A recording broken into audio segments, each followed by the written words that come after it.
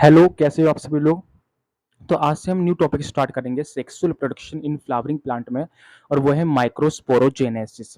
यानी आज हम ये देखेंगे कि जो एंजियोस्पर्म प्लांट में जो मेल गैमेटोफाइट यानी पोलन ग्रेन जो है, पोलन ग्रेन, उसका फॉर्मेशन कैसे होता है, उसका पूरा प्रोसेस क्या है, वो देखेंगे आज हम।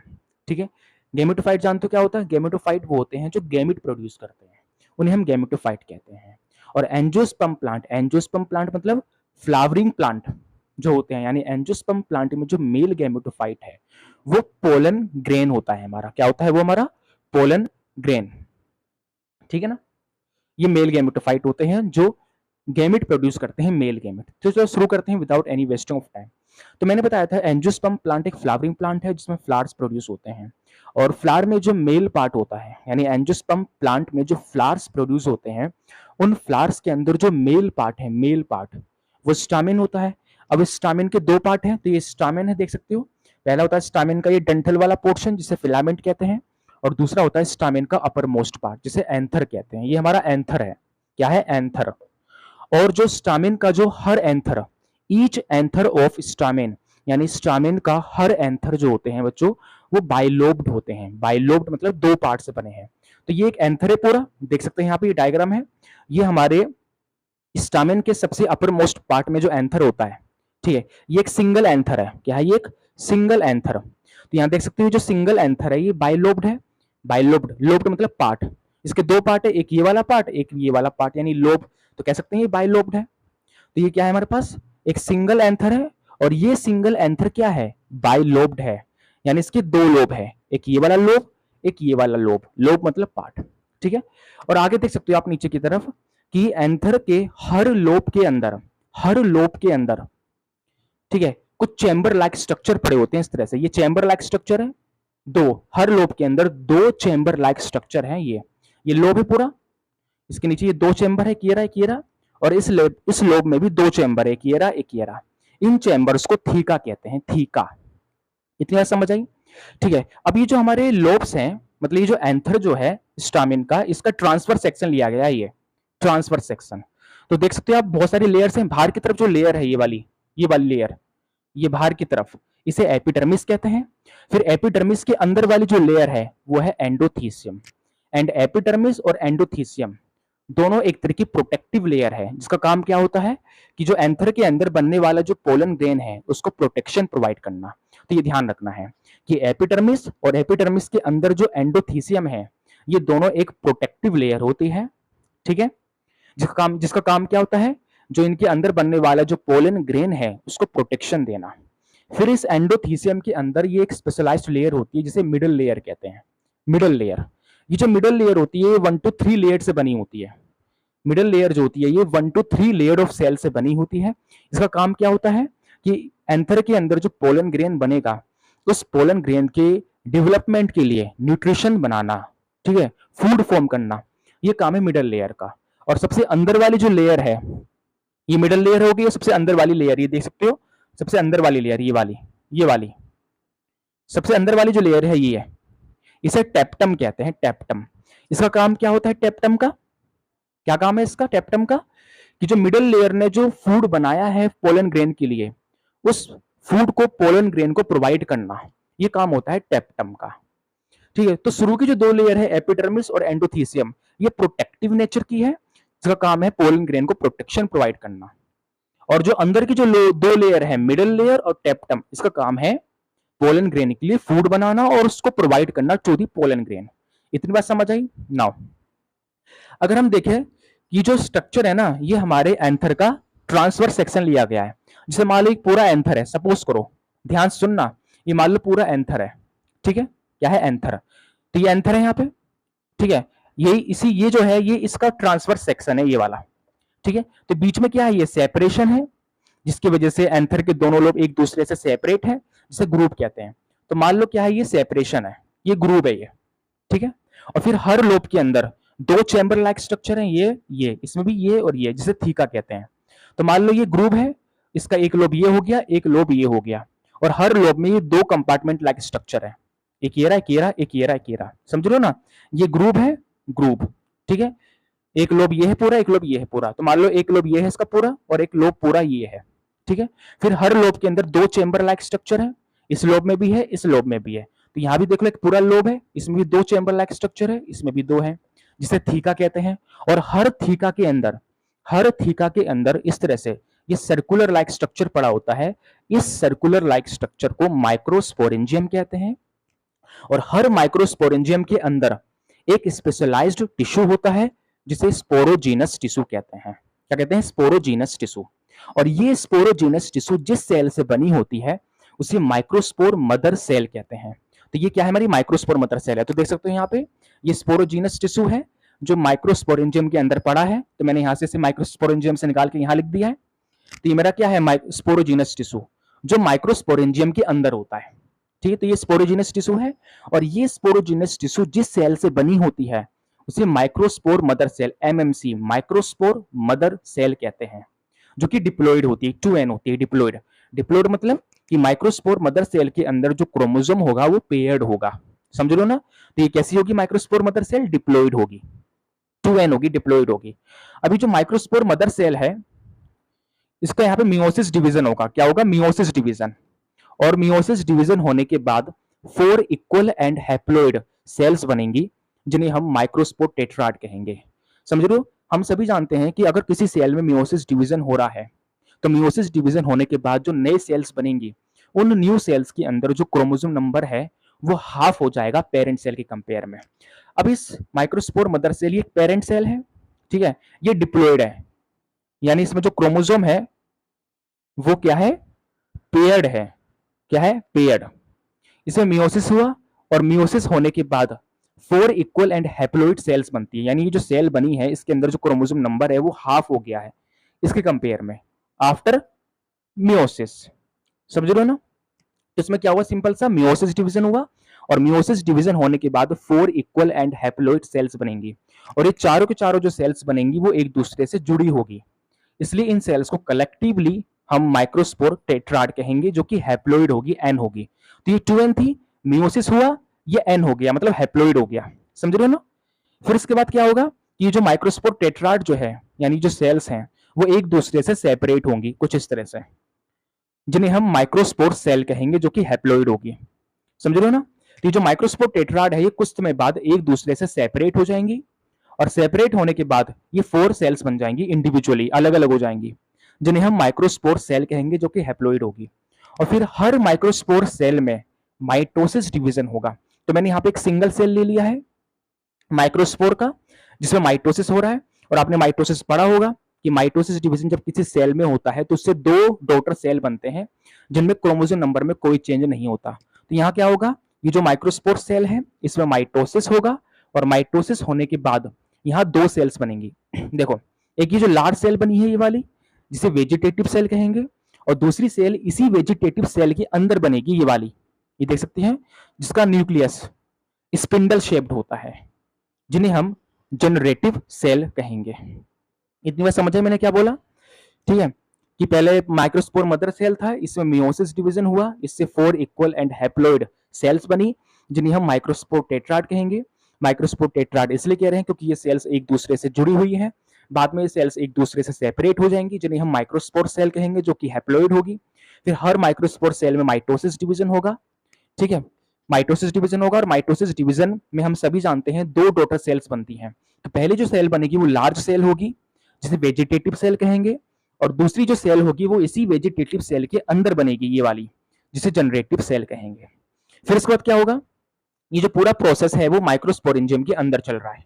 ठीक है, अभी जो माइक्रोस्पोरेंजियम की बाहर की तरफ जो लेयर्स हैं, जिसमें जो मिडल लेयर है वो मिडल लेयर क्या करेगी? इसके लिए न्यूट्रिशन बनाएगी।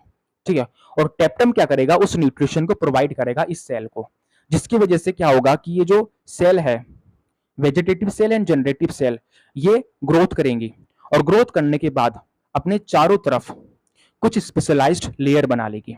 पहली होगी सबसे अंदर वाली लेयर, इनर लेयर ये वाली, इनर लेयर ये वाली, इसे इंटाइन कहेंगे।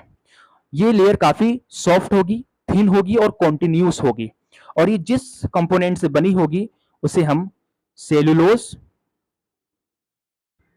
प्लस पेक्टिन कहेंगे। वहीं जो आउटर लेयर है ये वाली, ये अनकंटिन्यूस है, देख सकते हैं ये अनकंटिन्यूस है, इस तरह से अनकंटिन्यूस। इसे एक्साइन कहेंगे, जो काफी हार्ड होगी। ये हार्ड इसलिए होती है क्योंकि ये एक हार्ड केमिकल कंपाउंड से बनी होती है, जिसे हम स्पोरोपोलेनिन कहते हैं।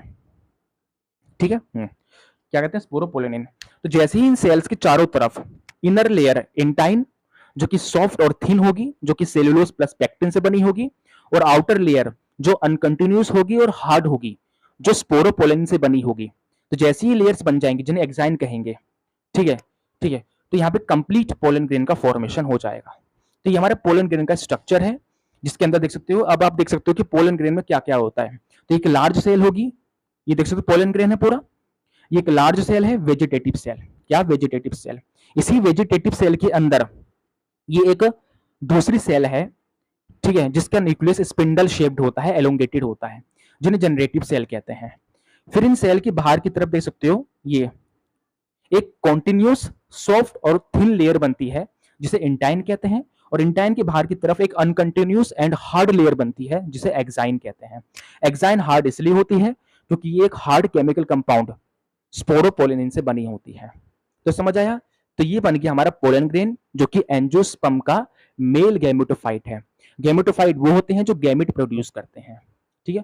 तो एंजियोस्पर्म प्लांट यानी जो फ्लावरिंग प्लांट होते हैं, उनका मेल गैमेटोफाइट क्या है, पोलन ग्रेन। पोलन ग्रेन जो अपने अंदर मेल गैमेट बनाएगा। और एक बात और ध्यान रखनी है कि एक पोलन ग्रेन सिर्फ 2 ही मेल गैमेट बनाता है। कैसे, ये पूरा पोलन ग्रेन है, इस पोलन ग्रेन के अंदर ये जनरेटिव सेल है, जनरेटिव सेल ही नीचे, ये जनरेटिव सेल माइटोसिस डिवीजन करेगा, और माइटोसिस डिवीजन करने के बाद 2 मेल गैमेट बनाएगा। तो इस तरह से पोलन ग्रेन अपने अंदर, एक पोलन ग्रेन अपने अंदर 2 मेल गैमेट का फॉर्मेशन करेगा। आई होप ये समझ आएगा। तो एक बार मैं दोबारा रिकेप कर देता हूं। तो मैंने ये बोला कि जो फ्लावर का जो मेल पार्ट है वो स्टामिन होता है, स्टामिन का अपर मोस्ट पार्ट एंथर होता है। हर एंथर बाइलोब्ड होते हैं कुछ इस तरह से, इनके बीच में ये ग्रुप है, एक लोब ये रहा, एक ये लोब ये रहा। और हर एंथर के लोब के अंदर, एंथर के हर लोब में 2 कंपार्टमेंट चैम्बर लाइक स्ट्रक्चर होते हैं इस तरह से, जिन्हें थीका कहते हैं, ठीक है। फिर यहाँ पे जो स्ट्रक्चर लिया गया है वो एंथर का ट्रांसफर सेक्शन है। मान लो ये ग्रुप है, ठीक है, एक लोब पूरा ये रहा, एक लोब पूरा ये रहा, ठीक है। इसको कंपेयर करो इसके साथ, ये बीच में ग्रुप है, एक लोब पूरा ये है यानी ये वाला, एक लोब पूरा ये है यानी ये वाला, ठीक है। फिर हर लोब के अंदर 2 कंपार्टमेंट लाइक स्ट्रक्चर है, इस लोब में भी 2 है, इस लोब में भी 2 है। तो पूरा एक लोब है, इसमें 2 चैम्बर लाइक स्ट्रक्चर है, एक ये रहा, एक ये रहा। ये पूरा एक लोब है, इसमें भी 2 चैम्बर लाइक स्ट्रक्चर है, एक ये रहा, एक ये रहा, जिन्हें थीका कहते हैं। और हर थीका के अंदर एक सर्कुलर लाइक स्ट्रक्चर पड़ा होता है इस तरह से, जिन्हें माइक्रोस्पोरेंजियम कहते हैं। और हर माइक्रोस्पोरेंजियम में एक स्पेशलाइज्ड टिश्यू होता है, जिसे स्पोरोजीनस टिश्यू कहते हैं। ये इसका रिटर्न है, मतलब फिगर की फॉर्म में रिटर्न, और ये है इसका डायक्रोमेटिक रिप्रेजेंटेशन, ठीक है ना। तो हर माइक्रोस्पोरेंजियम के अंदर एक स्पेशलाइज्ड टिश्यू होता है, जिसे हम स्पोरेंजियम या स्पोरोजीनस टिश्यू कहते हैं। और ये स्पोरोजीनस टिश्यू जिस सेल से बनी होती है उसे हम माइक्रोस्पोर मदर सेल कहते हैं, जो डिप्लॉयड होती है, जिसमें मियोसिस डिवीजन होता है। और मियोसिस डिवीजन होने के बाद 4 इक्वल एंड हैप्लॉइड सेल्स बनती है, जिन्हें माइक्रोस्पोर टेट्राड कह रहे हैं। इसे टेट्राड इसलिए कहते हैं क्योंकि ये एक दूसरे से जुड़ी होती है। फिर बाद में ये सेपरेट होती है और इंडिविजुअली हो जाती है, जिन्हें हम माइक्रोस्पोर सेल कहते हैं, जो कि हैप्लॉइड होती है। क्या होती है, हैप्लॉइड। फिर इसके बाद क्या होता है, इनके हर सेल में माइटोसिस होता है। और आप सभी जानते हैं माइटोसिस में 2 सेल्स बनती है। तो पहले यहाँ पे जो सेल बनेगी लार्ज सेल होगी, जिसे वेजिटेटिव सेल कहेंगे, और दूसरा सेल वेजिटेटिव सेल के अंदर ही बनेगा, जिसका न्यूक्लियस स्पिंडल शेप्ड होगा, जिसे जनरेटिव सेल कहेंगे। फिर इसके बाद क्या होगा, इन सेल्स को न्यूट्रिशन मिलेगा और अपने चारों तरफ लेयर बनाएगा। सबसे अंदर वाली लेयर इंटाइन, जो कि सॉफ्ट होगी, थिन होगी, ठीक है ना, और कॉन्टिन्यूस होगी, जो कि सेलुलोज प्लस पेक्टिन से बनी होगी। दूसरी है आउटर लेयर, जिसे एक्साइन कहेंगे, जो काफी हार्ड होगी। और ये एक हार्ड केमिकल कंपाउंड स्पोरोपोलेनिन से बनी है। और इसी पूरे कंप्लीट स्ट्रक्चर को पोलन ग्रेन कहते हैं, जिसमें 2 सेल्स होती है, वेजिटेटिव सेल, जनरेटिव सेल, एक इनर लेयर इंटाइन जो सॉफ्ट होती है और थिन होती है, और एक आउटर लेयर एक्साइन जो काफी हार्ड होती है, ठीक है। तो जहां पे ये एक्साइन एब्सेंट है, ये देख सकते हैं, ये इसे जर्म पोर कहते हैं, और जर्म पोर से ही ट्यूब निकलती है। तो इस तरह से क्या होता है, एंजियोस्पर्म प्लांट में मेल गैमेटोफाइट पोलन ग्रेन बनता है। और अगली बात मैं कहूं तो हमारे इस अर्थ पे जितनी भी पोलन ग्रेन है, उसमें से 60% पोलन ग्रेन, सॉरी, मेरे कहने का मतलब ये है कि इस अर्थ पे जितने भी एंजियोस्पर्म हैं, ठीक है, इनमें से 60% एंजियोस्पर्म प्लांट ऐसे होते हैं जिनके अंदर जो पोलन ग्रेन है वो पोलिनेशन करने से पहले टू सेल्ड होती है। इस बात को ध्यान रखेंगे, टू सेल्ड। देख सकते हैं पोलन ग्रेन दो ही सेल्ड है, इसके अंदर दो सेल है, एक वेजिटेटिव सेल, एक जनरेटिव सेल, सिंपल सी बात है। तो मेरे कहने का मतलब ये है कि इस अर्थ पे जितने भी एंजियोस्पर्म हैं इनमें से 60% एंजियोस्पर्म प्लांट ऐसे हैं जिनमें बनने वाला जो मेल गैमेटोफाइट यानी जो पोलन ग्रेन है ये टू सेल्ड होते हैं, टू सेल्ड स्टेज होते हैं, टू सेल्ड, क्योंकि इनके अंदर दो सेल है, देख सकते हो आप, एक ये जनरेटिव सेल, एक ये वेजिटेटिव सेल, एक ये जनरेटिव सेल, दो सेल्ड है। ठीक है, तो इस अर्थ पे जितनी भी एंजियोस्पर्म है उनमें से 60% एंजियोस्पर्म के पोलन ग्रेन ऐसे होंगे जो पोलिनेशन करने से पहले कैसे होंगे, टू सेल्ड स्टेज होंगे। लेकिन जैसे ही पोलिनेशन कर लेंगे तो पोलिनेशन के बाद जो जनरेटिव सेल है वो माइटोसिस डिवीजन करके दो मेल गैमेट बनाएगा, तो दो मेल गैमेट हो गए, एक वेजिटेटिव सेल हो गया, तो आफ्टर पोलिनेशन ये थ्री सेल्ड स्टेज हो जाएंगे। और बाकी की जो 40% जो एंजियोस्पर्म प्लांट में जो पोलन ग्रेन है वो पोलिनेशन करने से पहले ही उनका जो जनरेटिव सेल है वो माइटोसिस डिवीजन करके मेल गैमेट बनाता है और थ्री सेल्ड स्टेज हो जाता है। यानी कि सिंपल सी लाइन में एक बात ध्यान रखनी है आपको कि इस अर्थ पे जितने भी एंजियोस्पर्म है इनमें से 60% एंजियोस्पर्म प्लांट के पोलन ग्रेन ऐसे हैं जो पोलिनेशन करने से पहले टू सेल्ड स्टेज होते हैं, एक वेजिटेटिव सेल, एक जनरेटिव सेल। ठीक है, और बाकी के 40% एंजियोस्पर्म प्लांट के पोलन ग्रेन ऐसे हैं, ठीक है, जो पोलिनेशन करने से पहले ही थ्री सेल्ड स्टेज हो जाते हैं। थ्री सेल्ड कैसे हो जाते हैं, उनका जनरेटिव सेल माइटोसिस डिवीजन करके दो मेल गैमेट बना लेता है और एक उनमें पहले से ही वेजिटेटिव सेल रहता है तो वो थ्री सेल्ड हो जाते हैं। तो इस बात को ध्यान रखेंगे, मोस्ट इंपोर्टेंट लाइन है। तो टॉपिक था हमारा माइक्रोस्पोरोजेनेसिस। तो माइक्रोस्पोरोजेनेसिस क्या होता है, तो सिंपल सी लाइन में कह सकते हैं माइक्रोस्पोर सेल, ये बना है माइक्रोस्पोर सेल। तो माइक्रोस्पोर सेल के बनने का जो प्रोसेस है फ्रॉम माइक्रोस्पोर मदर सेल, इसी प्रोसेस को माइक्रोस्पोरोजेनेसिस कहते हैं। क्या कहते हैं, माइक्रोस्पोरोजेनेसिस।